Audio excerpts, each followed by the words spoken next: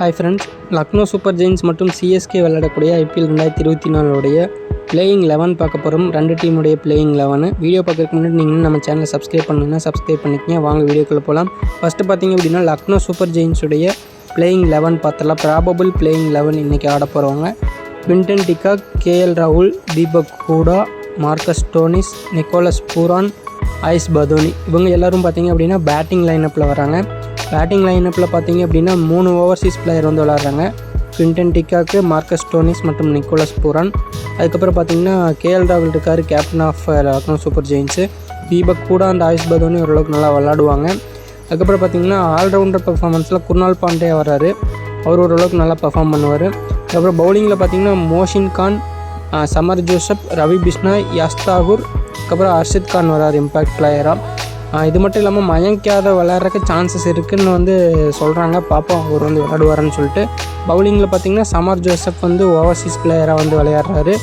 இதாக பார்த்தீங்க அப்படின்னா லக்னோ சூப்பர் ஜெயின்ஸுடைய ப்ராபபிள் பிளேயிங் 11 வந்து இப்போதைக்கு இருக்குது. இதிலிருந்து ஏதாச்சும் மாற்றம் உங்களுக்கு தெரிஞ்சுது அப்படின்னா அது என்னன்னு சொல்லிவிட்டு நீங்கள் கமெண்ட் செக்ஷனில் வந்து கமெண்ட் பண்ணுங்கள். இதை வந்து இப்போதைக்கு நம்மளுடைய probable 11 of Lucknow super giants. Next பார்த்தீங்க அப்படின்னா நம்ம சென்னை சூப்பர் கிங்ஸினுடைய ப்ராபபிள் பிளேயிங் 11 வந்து பார்த்துடலாம்.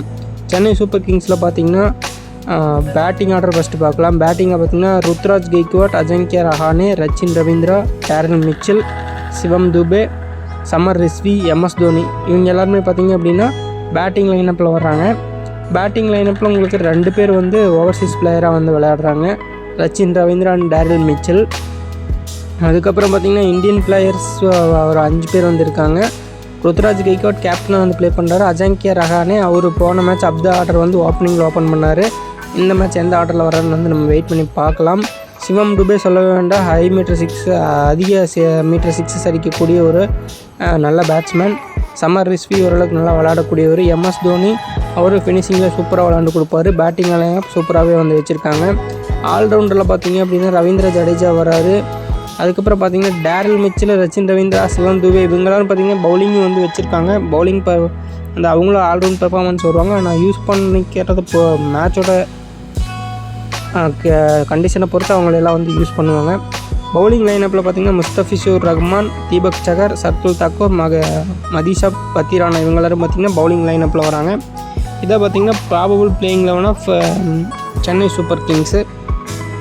பவுலிங்கில் பார்த்திங்கன்னா ஓவர்சீஸ் பிளேயராக வந்து முஸ்தபிசூர் ரஹ்மான் இருக்கார். அதுக்கப்புறம் இம்பேக்ட் பிளேயராக விளையாடக்கூடிய மதிஷா பத்திரானா வந்து அவரும் வந்து ஓவர்சீஸ் பிளேயராக வந்து பவுலிங் லைனப்பில் வராரு.